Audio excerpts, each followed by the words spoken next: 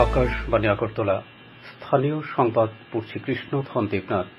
এখনকার বিশেষ বিশেষ খবর হল, সংবিধান প্রণেতা ড বি.আর. আম্বেদকরের জন্মতিথি যথাযোগ্য মর্যাদায় রাজ্যেও পালিত হচ্ছে। বিজেপি আসন্ন লোকসভা নির্বাচন উপলক্ষে নির্বাচনী ইস্তেহার সংকল্প যাত্রা প্রকাশ করেছে। বরিষ্ঠ বিজেপি নেতা কেন্দ্রীয় স্বরাষ্ট্রমন্ত্রী অমিত শাহ দুদিনের সফরে আজ রাজ্যে আসছেন। গ্রীষ্মের তাপপ্রবাহের কারণে আসন্ন নির্বাচনে বিশেষ ব্যবস্থা নিতে নির্বাচন কমিশনের নির্দেশ। সংবিধান প্রণেতা ড বি.আর. আম্বেদকরের জন্মবার্ষিকীতে নানা অনুষ্ঠানের মধ্য দিয়ে দেশ আজ তাঁর প্রতি শ্রদ্ধা জানাচ্ছে।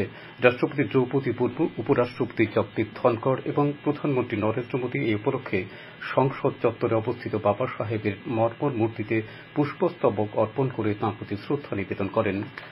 সংবিধান প্রণেতা ভারতরত্ন ড বি.আর. আম্বেদকরের জন্মজয়ন্তী উপলক্ষে রাজ্যপাল ইন্দ্রসেনা রেড্ডি নাইডু আজ উজ্জয়ন্ত প্রসাদ প্রাঙ্গণে প্রতিকৃতিতে পুষ্পার্ঘ্য অর্পণ করেন। রাজ্যপাল বলেন, দেশের বিভিন্ন ভাষাভাষী জাতি ধর্মের মানুষের কথা মাথায় রেখেই ড আম্বেদকর এই সংবিধান রচনা করেছিলেন। সংবিধানের প্রতিটি কথা আজও সমান প্রাসঙ্গিক। প্রদেশ বিজেপির উদ্যোগে আজ কর্নেল মহিম ঠাকুর সরণি রোডের নির্বাচনী কার্যালয়ে ড বি.আর. আম্বেদকরের জন্মতিথি পালন করা হয়। এই উপলক্ষে আয়োজিত অনুষ্ঠানে আম্বেদকরের প্রতিকৃতিতে ফুলমালা দিয়ে শ্রদ্ধা নিবেদন করেন প্রদেশ বিজেপি সভাপতি রাজীব ভট্টাচার্য সহ অন্যান্যরা। পরে তার জীবন দর্শন নিয়ে আলোচনা করেন তিনি। এদিকে প্রদেশ কংগ্রেসের উদ্যোগে আজ সংবিধানের জনক এবং ভারতের প্রথম আইন ও বিচারমন্ত্রী বাবা সাহেবের জন্মবার্ষিকী উদযাপন করা হয়। প্রদেশ কংগ্রেস ভবনে আয়োজিত এই অনুষ্ঠানে আম্বেদকরের প্রতিকৃতিতে শ্রদ্ধা নিবেদন করেন প্রদেশ কংগ্রেসের সভাপতি আশিস কুমার সাহা, বিধায়ক সুদীপ রায় বর্মন সহ অন্যান্য নেতৃবৃন্দ। গোমতী জেলাতেও দেশের সংবিধান প্রণেতা ড বি.আর. আম্বেদকরের ১৩৪তম জন্মতিথি পালন করা হয়েছে। জেলার মূল অনুষ্ঠানটি হয়েছে উদয়পুর আম্বেদকর পার্কে। সংবিধান প্রণেতা ভারতরত্ন ড আম্বেদকরের জন্মদিবস নানা কর্মসূচির মধ্য দিয়ে আজ ঊনকোটি জেলা সদর কৈলাসহরেও পালিত হয়েছে। এ উপলক্ষে বিজেপির এসসি মোর্চার উদ্যোগে কৈলাসহরের দুর্গাপুরস্থিত ড আম্বেদকরের মর্মর মূর্তিতে মাল্যদান ও পুষ্পার্ঘ্য অর্পণ করে শ্রদ্ধা নিবেদন করা হয়। সেখানে উপস্থিত ছিলেন কৈলাসহর পুর পরিষদের চেয়ারপারসন চপলা রানী দেবরায়, বিজেপির মন্ডল সভাপতি সিদ্ধার্থ দত্ত, এসসি মোর্চার মন্ডল সভাপতি অজিত মালাকার প্রমুখ। অন্যদিকে ত্রিপুরা তপশিলি জাতি সমন্বয় সমিতির উদ্যোগে স্থানীয় সিপিআইএম অফিস সংলগ্ন স্থানে আম্বেদকর জন্মজয়ন্তী উপলক্ষে এক অনুষ্ঠানে বক্তব্য রাখেন সংগঠনের মহকুমা সভাপতি শৈলেশ মালাকার। ত্রিপুরা তপশিলি জাতি সমন্বয় সমিতির উদ্যোগে আজ আগরতলার সিটি সেন্টারের সামনে ড আম্বেদকরের জন্মদিন উদযাপন করা হয়। এই উপলক্ষে আয়োজিত অনুষ্ঠানে আম্বেদকরের প্রতিকৃতিতে পুষ্পার্ঘ্য অর্পণ করে শ্রদ্ধা জানান সিপিআইএম রাজ্য সম্পাদক জিতেন্দ্র চৌধুরী, ত্রিপুরা তপশিলি জাতি সমন্বয় সমিতির রাজ্য সম্পাদক সুধন দাস, সিটু রাজ্য সভাপতি মানিক দে প্রমুখ। এছাড়া ইন্দ্রনগর আম্বেদকর সেবা সংঘের উদ্যোগে আম্বেদকরের জন্মদিন উপলক্ষে আজ সকালে দুস্থদের মধ্যে বস্ত্র বিতরণ করা হয় এবং আলোচনা সভা অনুষ্ঠিত হয়। এদিকে বিলোনিয়ায় আজ আম্বেদকরের জন্মদিন পালিত হয়। অনুষ্ঠানে আম্বেদকরের প্রতিকৃতিতে ফুলমালায় শ্রদ্ধা জ্ঞাপন করেন বিধায়ক দীপঙ্কর সেন, বিজয় তিলক, ভাগ্যধর মজুমদার প্রমুখ। বিজেপি আসন্ন লোকসভা নির্বাচনকে সামনে রেখে আজ নির্বাচনী ইস্তেহার সংকল্পপত্র প্রকাশ করেছে। এই সংকল্পপত্রে অভিন্ন দেওয়ানি বিধি, এক জাতি এক নির্বাচন, ৭০ ঊর্ধ্ব নাগরিকদের আয়ুষ্মান প্রকল্পে অন্তর্ভুক্ত করা এবং যুবক, নারী, কৃষক ও দরিদ্র মানুষের উন্নয়নের প্রতিশ্রুতি দেওয়া হয়। বিজেপির এই ইস্তেহারে প্রধানমন্ত্রী গরিব কল্যাণ অন্ন যোজনায় পরবর্তী ৫ বছরের জন্য বিনামূল্যে রেশন সরবরাহের প্রতিশ্রুতি দেওয়া হয়েছে।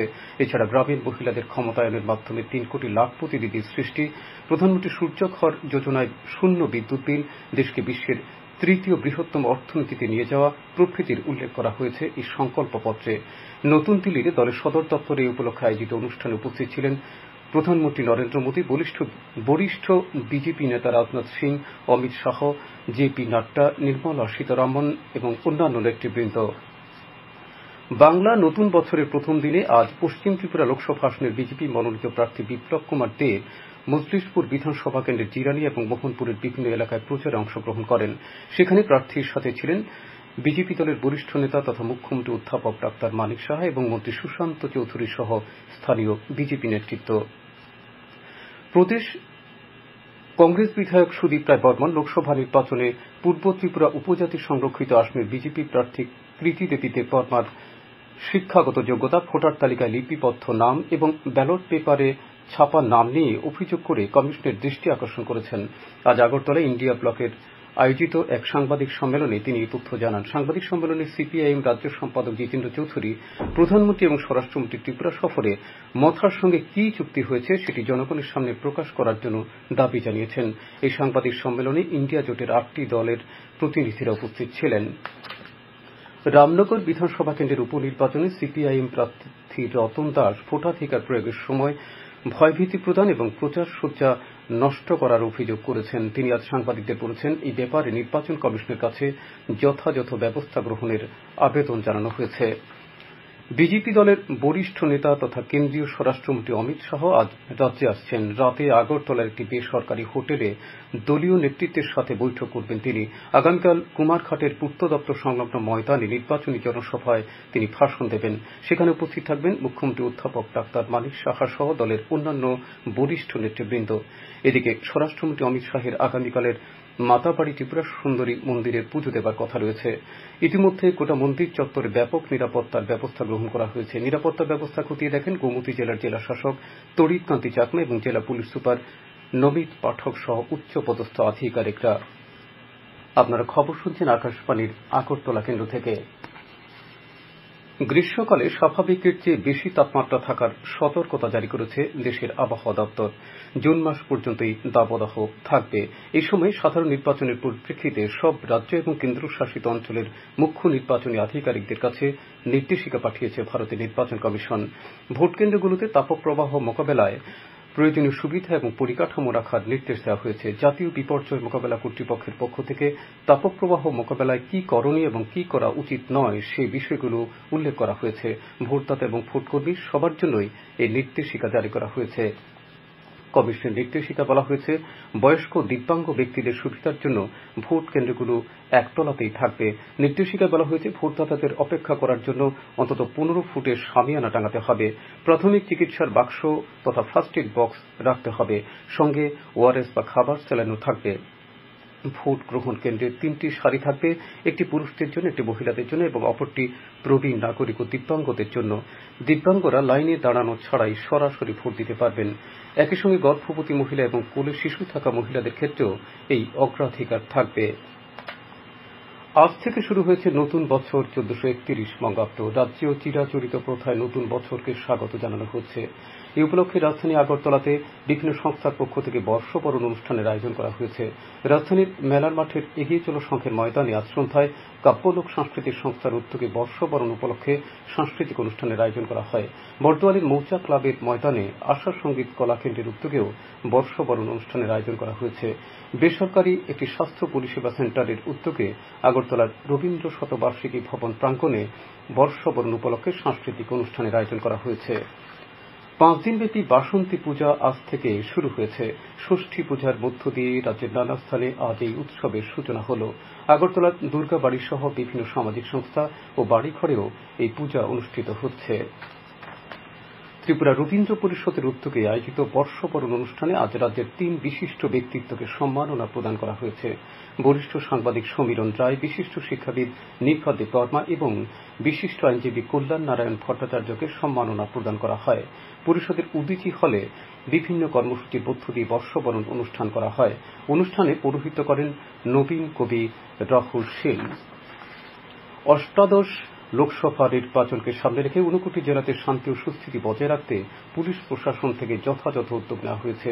জেলার অতিরিক্ত পুলিশ সুপার ভি টার্লং জানিয়েছেন, এখনো পর্যন্ত 5 কোম্পানি কেন্দ্রীয় বাহিনী ঊনকোটি জেলাতে এসেছে। সঙ্গে এসেছে অতিরিক্ত 3 কোম্পানি টিএসআর। জেলাতে আরও কয়েক কোম্পানি কেন্দ্রীয় বাহিনী আসবে বলে তিনি জানান। জেলায় 26 জন পুলিশ সেক্টর অফিসার নিযুক্ত করা হয়েছে বলেও তিনি জানিয়েছেন। ঊনকোটি জেলা সদর কৈলাসহরে আজ পালিত হয় জাতীয় অগ্নি নির্বাপন সেবা দিবস। এই উপলক্ষে আজ সকালে কৈলাসহরের অগ্নি ও জরুরি পরিষেবা স্টেশনে আয়োজিত এক অনুষ্ঠানে আগুন নেভাতে গিয়ে নিহত সাহসী অগ্নি নির্বাপকদের স্মৃতির প্রতি শ্রদ্ধা জানিয়ে 2 মিনিট নীরবতা পালন করা হয়। এদিকে আজ থেকে আগামী 20 এপ্রিল পর্যন্ত অগ্নি প্রতিরোধ সপ্তাহ পালন করা হবে। এবছর সপ্তাহটির ভাবনা, অগ্নি নিরাপত্তা নিশ্চিত করুন, জাতি গঠনে অবদান রাখুন। কৈলাসহর অগ্নি ও জরুরি পরিষেবা বিভাগের ভারপ্রাপ্ত আধিকারিক বিজন গোস্বামী জানিয়েছেন, সপ্তাহটি পালন উপলক্ষে বাইক র্যালি, বসুয়াঙ্ক প্রতিযোগিতা, সতর্কতামূলক মহড়া প্রদর্শন ও জনসচেতনতামূলক নানা কর্মসূচির আয়োজন করা হয়েছে।